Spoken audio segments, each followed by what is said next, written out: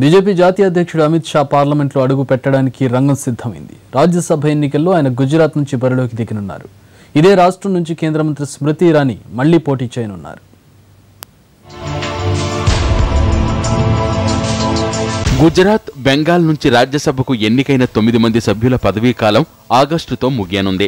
దీంతో అన్ని పార్టీల్లోనూ రాజ్యసభ ఎన్నికల హడావుడి కనిపిస్తోంది. గుజరాత్ నుంచి 3 రాజ్యసభ స్థానాలకు ఆగస్టు 8న ఎన్నికలు జరగనున్నాయి. ఈ 3 స్థానాల్లో 2 బీజేపీ గెలవడం ఖాయమే. పార్టీ అధ్యక్షుడు అమిత్ షాను పార్లమెంటుకు పంపించాలని బీజేపీ పార్లమెంటరీ బోర్డు సమావేశంలో నిర్ణయించారు. దీంతో ఆయన గుజరాత్ నుంచి రాజ్యసభలో అడుగుపెట్టడం లాంఛనమే కానుంది. ప్రస్తుతం కేంద్ర మంత్రిగా ఉన్న స్మృతి ఇరానీ రెండవసారి గుజరాత్ నుంచే పోటీ చేయనుంది. వచ్చే నెలలో ఆమె రాజ్యసభ సభ్యత్వం ముగియనుంది. అమిత్ షా, స్మృతి ఇరానీ పేర్లను ఖరారు చేసిన బీజేపీ 3వ స్థానానికి ఎవరు పోటీ చేస్తారనే విషయం మాత్రం ఇంకా ప్రకటించలేదు.